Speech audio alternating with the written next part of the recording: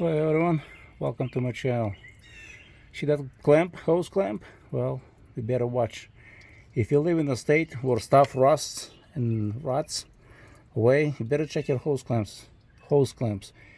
If they are starting to develop rust, start applying H-oil or some kind of hinder rust to prevent them from rusting and then snapping on you. On my previous truck, I had an incident where I cleaned the truck inside, waxed it, put it in its place. Next day in the morning, trying to start with remote start, would not start. Well, battery was dead. So I'm like, wow, okay, I'll use another car instead of truck. Come from work just to see what's going on. I look at it.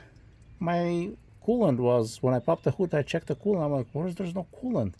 It's all dry. Day before that, last night, there was a coolant.